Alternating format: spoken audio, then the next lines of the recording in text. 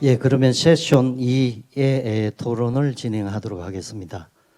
방금 말씀을 소개를 다 드렸습니다만 지금 시간이 조금 부족한 관계로 재차 소개해드리는 것은 생략하기로 하고요. 지금 세션 2에서는 패널 첫 번째에서 미스터 조나단이 미국의 기회 특구에 대해서 말씀을 드렸고, 두 번째는 제가 혁신성장 국내 사례에 대해서 발제를 드렸습니다. 여기에 관해서 전반적으로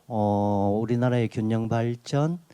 좀 큰 주제를 가지고 생각하시는 부분들을 말씀을 주시면 좋겠고요. 그래서 우선 첫 번째로는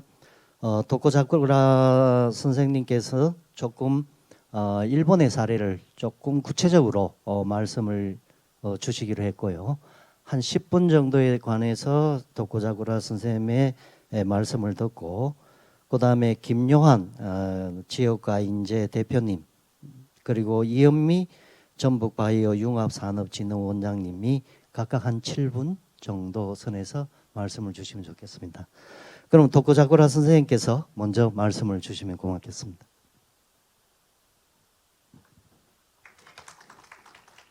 皆さんこんにちは。ご紹介をいただきました床桜と言います。今日はこのような素晴らしいフォーラムにお招きをいただきまして本当にありがとうございます。で、今日はですね、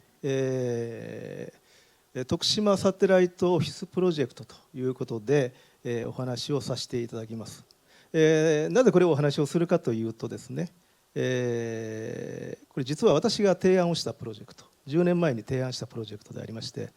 地方創生のですね一つの今、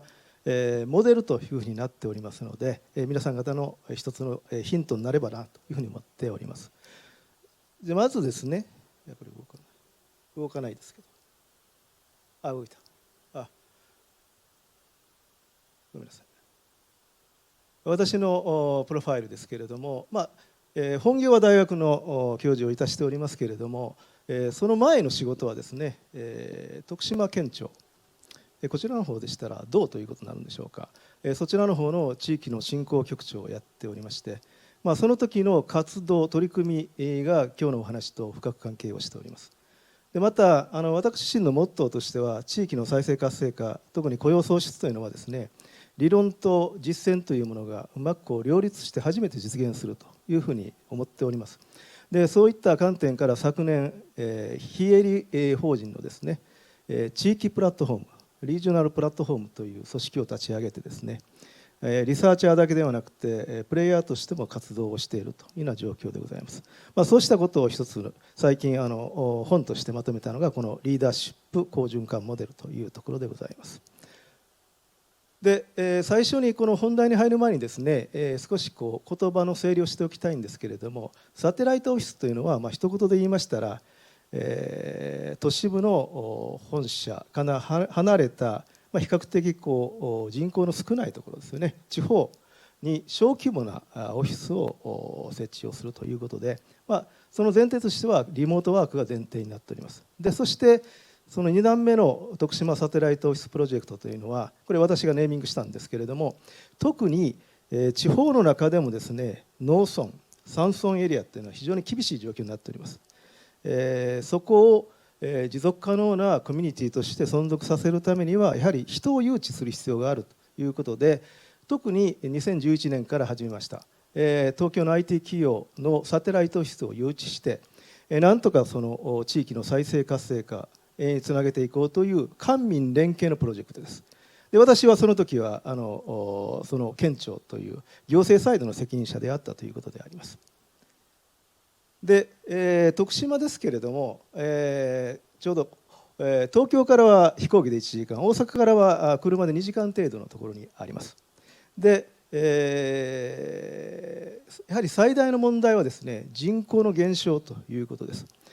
最近20年間でですね、82万人から71万人ということで、約10万人の人口の減少になっております。とりわけ徳島の中でも中心部よりも周辺部の人口の減少率が非常に高いというような状況で、非常に危機的な状況であったということで、これをなんとか再生活性化をしたいということで10年前に取り組んだプロジェクトでありますけれども、この10年間の成果として、東京あるいは大阪を中心に、サテライトオフィスがですね、そのサテライトオフィスがトータルで104今誘致に成功しております。でそこで働いている人たちは300人で、地元雇用は200人ということで、これを見るとあまり人数多くないなというふうに思われるかもしれませんけれども、実はそれぞれ一人一人がですね、非常にハイレベルな技術を持ったり、非常に鋭い感性を持った人たちでありまして、地域に与えるインパクトというのは非常に大きいというふうに考えております。やはりこういう人材を一人でも多く地域に呼び寄せる。で彼らはどんな仕事をしているかというと、東京とか大阪の仕事をしている、あるいは世界を相手にした仕事をこの過疎地域でやっているところが一つポイントだろうというふうに思います。でこれが2011年からスタートしたプロジェクトで、その結果ですけれども、それぞれトータルというところを見ていただくと、最初は2つ、次に5つの事業所ということで、トータルで104ということになっておりますけれども、上の方を見ていただくとですね、東日本大震災、これ2011年に発災をした日本でも非常に大きな危機事象でありました。もう一つは、これは世界的な危機事象でありますけれども、パンデミックということです。これなぜこういうことを示したかというと、実は東日本大震災の時にですね、どのようなことが起きたかというと、東京の IT 企業、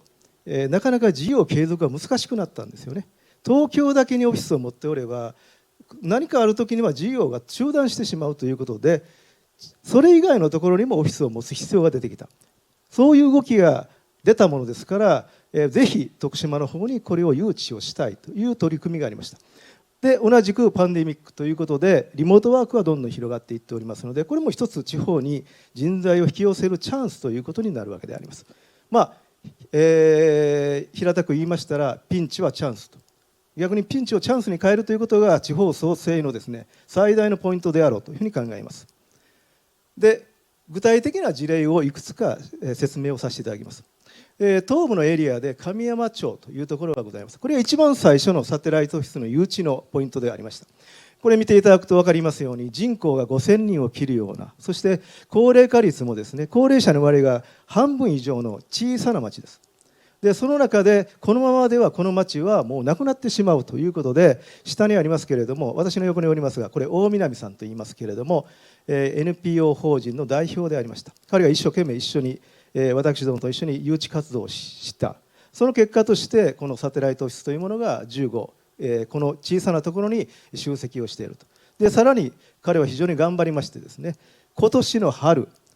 神山丸ごと高専という高等専門学校ですね、 IT とデザインを掛け合わせたような学校を立ち上げました。でこの学校の素晴らしいところはですね、今年初めて入学者を引き受けたんですけれども、競争倍率が9倍、全国から多くの若者が受験をしました。で全寮制ということで、全員が寮に住む。そしてさらにですね、特筆すべきことは授業料がタダということであります。これなぜタダになったかというと、それぞれこの趣旨に賛同していただいた企業10社から出資をいただいて100億円集めることができて、その果実でもって授業料をタダにすることができた。普通であればですね、このような過疎地域に新しい学校ができるなんてことは考えられないんですけれども、それが実現をしているということであります。もう一つはですね、南町ですけれども、ここのも同じく典型的な過疎地域です。人口も6000、高齢化率も 50% ということで、ここはですね、町長ですね、南町長と、それと吉田さんという IT 企業の社長が非常にうまくコラボレーションをしてですね、誘致活動を展開をしました。その結果として非常に小さな町でありますけれども、28のサテライトオフィスが今集積をしているような状況であります。特に彼はですね、吉田さん、ですけれども IT 企業の社長であると同時に、最近はですね、地元の使われてない木材を活用した木炭、炭の生産をしていると。高級木炭ですね、それを生産をし、ただし昔ながらのやり方ではなくてですね、 IoT を活用した温度管理とか、そうしたテクノロジーをうまく伝統産業とコラボレーションするような形の中で、新しい形で産業を再生をさせているというような事例であります。でもう一つ、西の方ですけれども、ここはサテライトオフィスの集積は8ということですけれども、ここの特徴はですね、使われていない施設をうまくリノベーションあるいはコンバージョンをすることによってですね、例えば、下の方のですね、一番、向こう側になるんですけれども、旅館あるいはもともと醤油屋さんの倉庫であったものを完全にリノベーションをして、今コワーキングスペースあるいはカフェとして活用してですね、若いその、リモートワーカーがそれを活用しているというような状況であります。でもう一つはこの上の方にあるのが小学校であります。人口減少によって小学校が廃校になるケースが多くなっておりますけれども、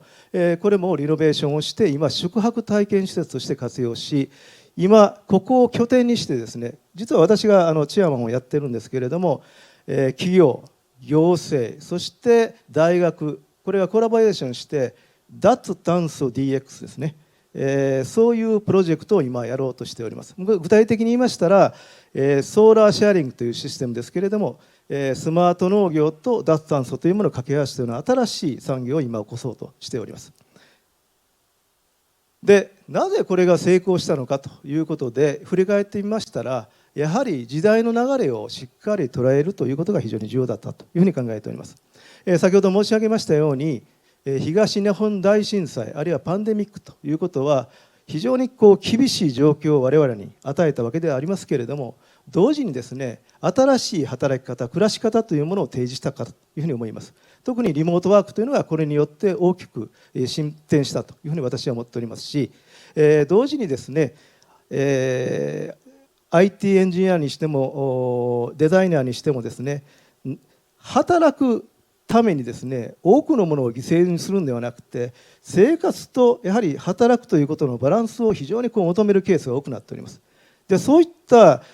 働く環境を提示できないような企業というのはいい人材が取れないというような状況があったということでありますので、そこをですねうまく捉えて展開したのが徳島サテライトオフィスということであります。幸いにしてですね、徳島県というのは非常にいわゆる地方ということでありますけれども、2011年に、アナログのテレビから地上デジタル放送に移行する前にですね、全部の過疎地域も含めて全県域にケーブルテレビネットワークを引きました。つまりケーブルテレビネットワークというのはすなわち高速インターネット網ということになります。したがってもう本当にポツンと立っている一軒家においてもインターネットが引かれているということになりますので、そういう意味においてはですね、リモートワークができる環境がそこにあったということであります。で、今なぜこれが増えていっているのかというと、やはり東京と徳島と比べると生活費は圧倒的に徳島は安い。で、通勤時間も東京は普通1時間半2時間当たり前ですけれども、ほとんど通勤時間かからないという非常にストレスが少ない状況であることにプラスして、東京本社と同じ給料がもらえるということになるならば、こちらの方が選択するというケースが増えてきているのではないかなというふうに思っております。で、もう一つはですね、従来の、過疎地域を中心とした施策の基本的な考え方は、過疎地域は都市に比べて弱者であると、弱い存在だというふうな考え方ですね。確かにそういうところはありますけれども、その弱いところを是正するというのは非常にコストもかかるしストレスも大きいんですよね。確かにそういう取り組みは必要ですけれども、むしろ、過疎地域には、つまり田舎には田舎の強みがあるだろう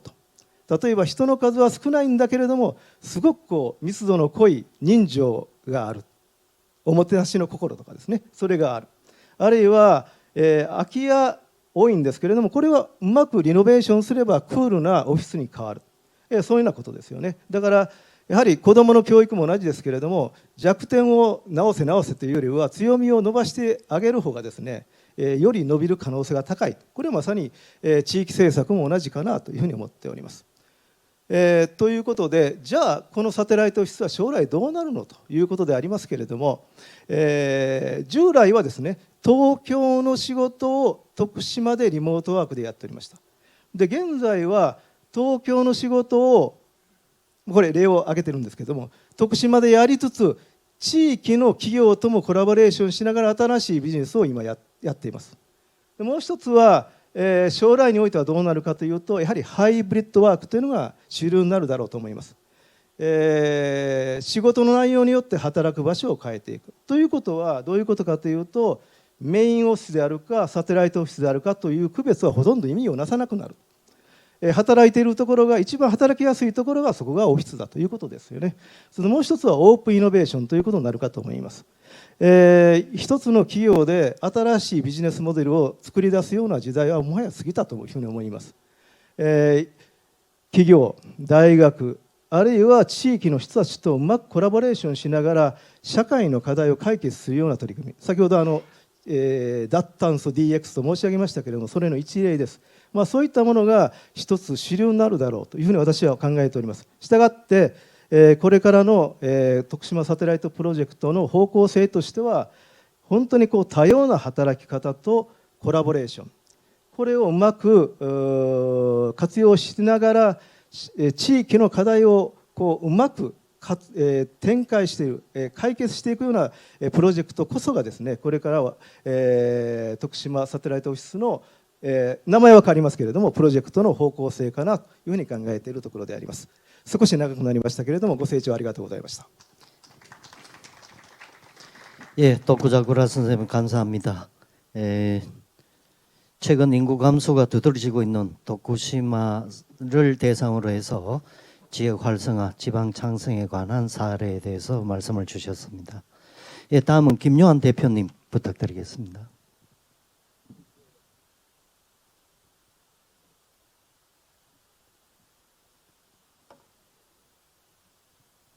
예, 반갑습니다. 예, 지역가 인재 대표 김요한입니다. 지금 현재 지역가 인재라는 이름으로 작년 말에 창직 창업을 했습니다. 지금까지 제가 이제 4번째 직업을 가지게 됐는데요. 첫 번째 직장은 민간 기업이었고, 두 번째는 이제 공공기관, 세 번째는 지방자치단체에서 공직으로 5년간 근무를 했습니다. 마지막에 제가 근무를 한 것이 대구시에서 우리나라 청년정책 태동기에 청년정책을 만드는 과장으로서 5년간 개방형직으로 근무를 했습니다. 지난 한 25년간 제가 해왔던 일들을 두 단어로 요약하니까 지역가 인재였습니다. 그런데 지금 우리가 지방 소멸의 위기를 이야기하고 있는데 수도권과 지방이 앞으로 공존하기 위해서 필요한 중요한 가치가 또 지역가 인재라는 생각을 가지고 있습니다. 오늘 1세션부터 2세션까지 두 가지 내용을 살펴보면서 두 개가 완전히 다른 주제가 아니고 상당히 많이 연결되어 있다는 생각을 했습니다. 그리고 인재라는 부분을 굉장히 제 짧은 토론 시간을 통해서 관점의 그 중요성을 좀 부각시킬 필요가 있다는 생각을 했습니다. 지역에서 보면 인재는 세 가지 측면의 우리 활용과 또 정착의 의미가 있습니다. 첫 번째는 우리 지역 내에 있는 인재들이 어떻게 지역을 알고 또 지역에 대해서 관심을 가지고 지역에서 기회를 발견해서 지역에 정착 계속하게끔 만드느냐 하는 관점이고요. 두 번째는 지역을 떠났지만 수도권에 있는 인재들과 요즘 표현으로 하면 생활인구 또 일본의 관계인구 관점에서 수도권에 있는 인재를 지역의 발전과 어떻게 연결시키고 활용할 것인가 하는 관점. 그리고 세 번째는 수도권으로 떠난 인재를 어떻게 다시 연어가 돌아오듯이 지방으로 돌아오게끔 하는 유턴의 관점에서 살펴볼 수가 있을 것 같습니다. 앞서 그 기회발전 특구와 관련해서 미국의 그 기회 특구에 관한 발표가 있었습니다마는 그 내용을 보면 대부분 기업가 또 자본의 관점, 투자의 관점만 있습니다. 사람 그리고 인재에 대한 관점이 상당히 좀 관가된 그런 측면이 있었다는 생각을 듭니다. 우리나라에서도 지방시대위원회에서 4개의 특구 정책을 발표를 했습니다. 그런데 결국은 이제 수도권에 있는 기업을 지방으로 유치하기 위해서는 당근 정책으로서 특구 정책을 마련했는데 사실은 당근하면 따라다니는 것이 채찍이라고 할 수 있습니다. 그런데 지금은 이제 수도권에 웬만한 규제는 다 풀렸습니다. 그러니까 채찍은 없는 겁니다. 그렇다면 이것을 달리 표현하면 지역 관점에서 그러니까 끌어당기는 정책이 필요하고 이와 함께 동시에 수도권에서 밀어내는 정책이 함께 가야 된다는 겁니다. 이 푸시 정책은 단순한 규제가 아니고 수도권에 있는 기업들과 인재들이 지방에서 새로운 기회를 발견할 수 있도록 적극적으로 드라이브하는 정책이라고 할 수 있습니다. 이런 관점에서 본다면은 기회발전 특구의 세제 혜택은 굉장히 새로운 인센티브인 것은 분명합니다. 하지만 이 인센티브 동기부여는 누구를 위한 누구의 관점에서 설계되느냐 하는 게 중요합니다. 지금은 기업과 투자자의 관점만 있습니다. 그런데 지방에서 많은 그 대기업들, 좋은 기업들을 지방에 투자 유치를 해보면 사실상 기업의 CEO가 결정을 한다 하더라도 기업의 구성원들이 지방으로 내려가려고 하지 않으면 사실상 마지막 단계에서 투자 유치는 무산 실패가 됩니다. 그래서 이 인센티브는 기업가의 관점, 투자가의 관점뿐만 아니라 그 구성원의 관점 그리고 지역의 주민의 관점에서 사람과 인재의 관점에서 인센티브가 다시 재설계돼야 된다. 이것을 말씀드리고 싶고요. 두 번째는 우리가 참여정부, 노무현 정부에서 소위 공공기관 이전에 의한 혁신도시와 기업도시, 행정도시를 추진했습니다. 기본 방향이나 취지, 가치는 매우 합당하고 좋았습니다. 그렇지만 아쉬운 안타까운 부분이 있었는데 그것은 거의 한 20여 개에 해당되는 특구를 전국적으로 분산했다는 것입니다. 그러다 보니까 소위 규모의 경제가 충분히 살아나지 않았고 수도권과 기량력을 가지는 중력과 매력을 구심력을 가지지 못했다는 한계가 있습니다. 그렇다면 이제 우리 윤 정부에서 새로 추진하는 이 4대 특구는 어떻게 보면 개별적으로 분산되는 특구가 아니고 기존의 특구 그리고 이 4대 특구 간에도 어떻게 보면 지리적, 장소적으로 중첩 내지 중복될 수 있도록 해서 한 지역에 충분한 규모의 경제와 또 중력 그리고 매력을 가질 수 있는 특구 정책으로 좀 집중될 필요가 있다 하는 생각이 듭니다. 그래야 핵심 거점이 생길 수 있을 것 같고요. 다만 그럴 경우에는 이 특구 간에 서로 시너지가 날 수 있도록 컨트롤 타워 부분에 대해서는 역할을 명확히 해야 된다 이렇게 볼 수 있습니다. 사실은 이 지역 정책에서 인구 이동이 굉장히 중요한데 특히 청년 인구 이동이 굉장히 중요합니다. 우리나라 청년 인구 이동을 한 문장으로 표현하면 이렇습니다. 청년들은 지방이 답답해서 서울로 떠납니다. 여러 면에서 답답하죠. 그런데 서울로 올라간 청년들은 서울 생활이 팍팍합니다. 경제적으로, 교통, 사회적으로. 경쟁이 과잉돼 있거든요. 그러면 이 서울 청년들은 경기도로 갑니다. 그래서 20대 청년은 서울이 블랙홀이지만 30대 청년 인구로 보면 경기도로 다 빠져나가기 때문에 서울도 순유출 도시가 되는 겁니다. 지방이 갑갑한 이유는 첫 번째는 일자리가 없다는 것입니다. 좀 더 정확하게 표현하면 일자리는 많습니다. 예, 중소기업 사장님들이 제공하는 일자리는 많습니다. 다만 청년들이 선호하는 다양한 일자리가 없습니다. 이 선호하는 다양한 일자리는 산업 분류로 따지면 지식 서비스 업종입니다.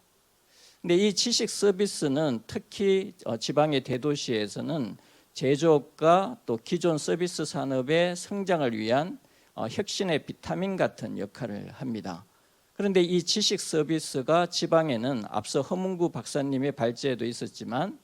지방에는 혁신 역량을 떨어뜨리는 주요한 원인이 되고 있습니다. 그래서 이제 4대 특구, 특히 도심융합 특구를 기획하고 추진할 때는 이 지식 서비스 산업이 지방에서 성장할 수 있도록 해야 된다. 그것이 청년들이 일자리 기회를 잡을 수 있는 중요한 전제 조건이 될 거다 하는 거고요. 두 번째는 교육도 중요하지만 소위 앞서 혁신 역량이 가장 높은 대전도 청년들이 보기에는 노잼 도시입니다. 재미가 없습니다. 예. 그래서 재미가 있는 유잼 도시, 또 재미가 넘치는 꿀잼 도시가 청년들의 관점에서 만들어져야 됩니다. 그래서 이러한 부분들은 청년들이 직접 만들 수 있습니다. 그리고 청년은 청년이 부릅니다. 그래서 청년에게 자율권을 주고 청년들이 주도해서 문화예술이라든지 로컬 크리에이터를 통해서 골목 문화를 바꾸어 나가고 도심 문화를 바꾸어 나갈 때 비로소 청년 관점에서 꿀잼 도시가 되는 겁니다. 그래서 이러한 사람 중심 또 청년 중심이 필요하고요. 사실은 대구시에서 2022년도 초에 인재 관점에 허문구 박사님 말씀하신 이제는 사람이 인재가 기업을 만들고 기업을 키우고 기업을 유치하는 관점으로의 패러다임 전환이 필요합니다. 그래서 인재도시 기본계획을 수립했는데 지자체장 선거로 바뀌어서 정책이 추진을 못됐습니다. 그래서 이러한 관점들이 좀 더 우리가 주목하고 또 확산하고 적용해야 될 관점이 아닐까 이렇게 생각합니다. 감사합니다. 예, 감사합니다. 예, 네 번째 일자리를 가진 만큼 많은 경험들을 대상으로 해서 좋은 말씀 주셨습니다. 감사합니다. 예, 그럼 마지막으로 이은미 원장님 부탁드리겠습니다.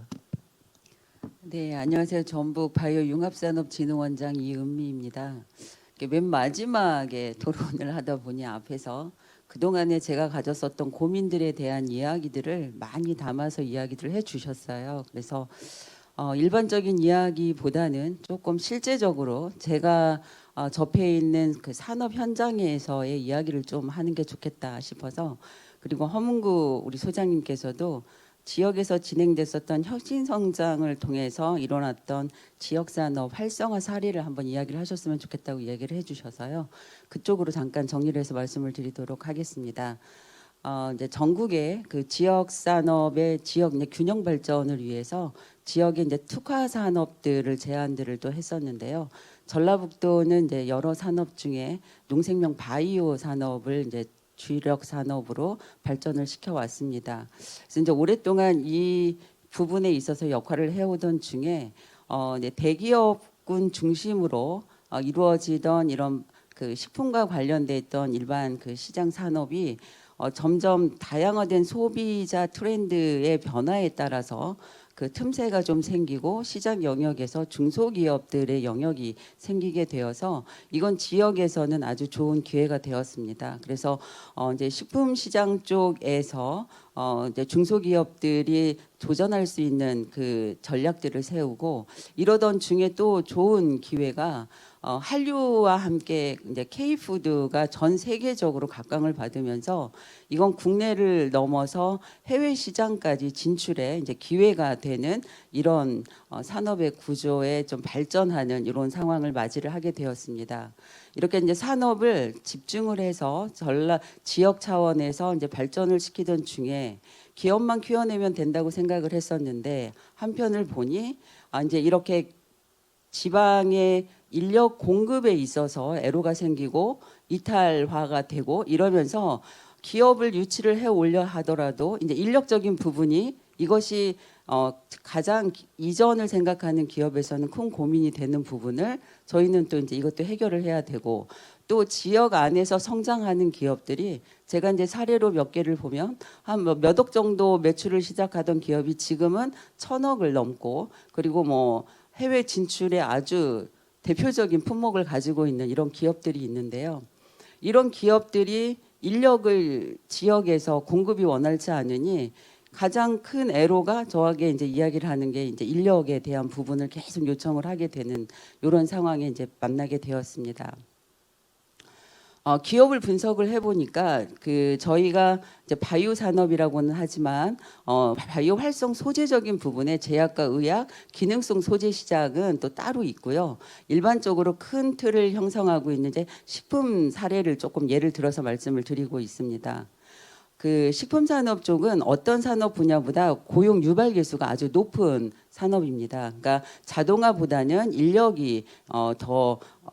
필요로 하는 이런 생태 구조를 가지고 있는데,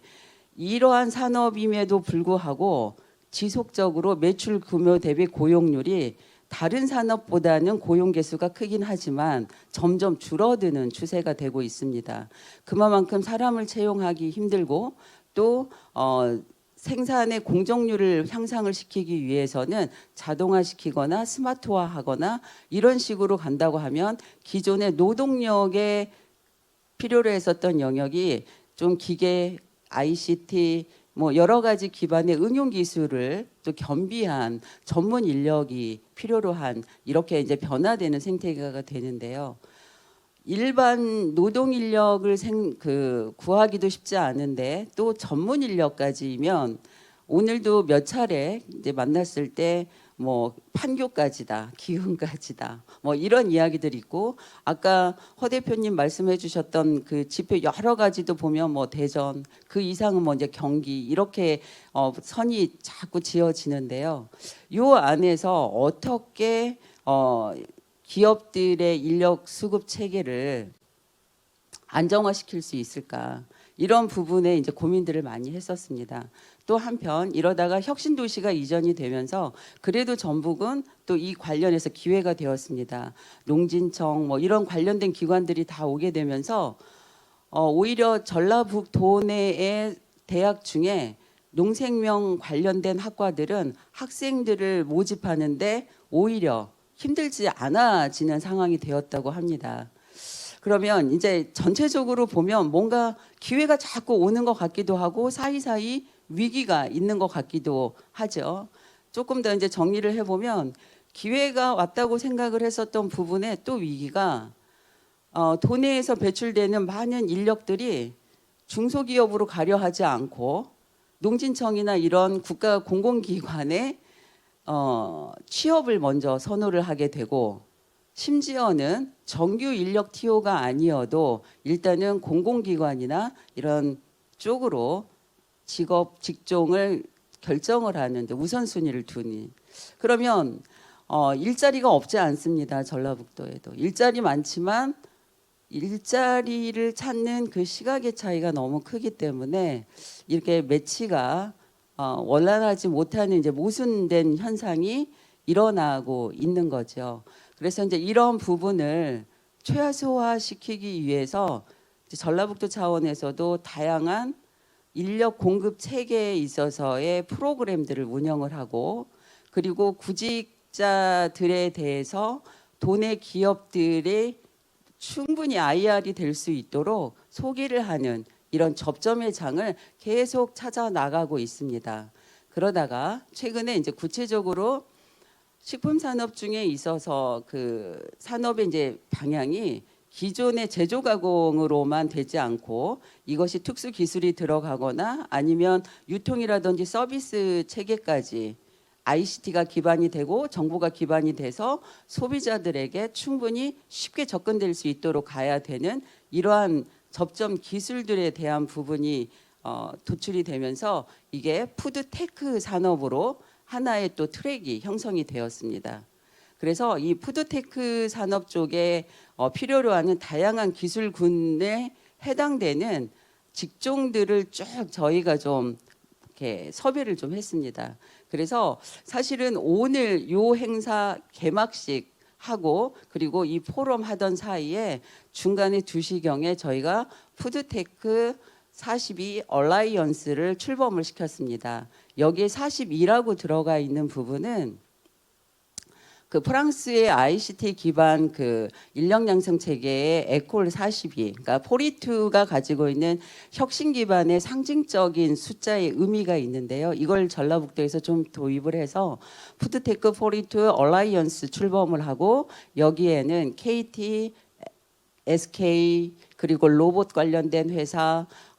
서비스 유통 관련한 기업들, 풀무원 다양한 기업들 다 좀 포함을 시켜서 서로 협력해서 좋은 인력 양성도 해내고 그래서 이 인력 양성 안에는 푸드테크 계약학과라고 하는 거를 전라북도에는 전북대학교하고 전주대학교가 올해 학과가 신설이 되었습니다. 그 배수 그 뒤편에 다양한 산업군의 기술을 가지고 있는 기업들이 협력을 하고 그리고 이 인력들을 활용할 수 있는 기업들에 계속 공급을 하는 형태로 이거를 출범을 시키는 모델을 오늘 착수를 했습니다. 멀지 않은 시간 안에 여기에서 좋은 결과가 나온다면 뭐 전국적으로 좋은 사례로 저희가 또 발표를 할 수 있는 기회가 될 것 같고요. 아까 앞서 발표하셨던 그 조나단 타워 씨 말씀 중에 전 롱텀 이펙트에 대해서 정말 공감을 했습니다. 지역을 발전시키고 지방시대가 어떤 기회를 갖기 위해서는 하루아침에 단기 텀에는 이루어질 수 있는 게 너무 제한적이어서 우리가 오늘 같은 자리에 21번 고르고 장기적으로 어떤 단계를 단계 설정을 해 나가서 발전을 시킬 것인가 이런 논의를 하는 기회가 좀 더 많이 이루어졌으면 좋겠다라는 생각이 들었습니다. 감사합니다. 예, 감사합니다. 예, 오늘 이번 세션에서는 균형 발전이라는 큰 이슈 안에서 지방 창생에 대한 일본 도쿠시마 사례, 그리고 바이오 식품 산업에 대한 전북 사례, 그리고 청년 정책에 대해서 토론을 했습니다. 이번 세션의 토론을 마치도록 하겠습니다. 예, 감사합니다.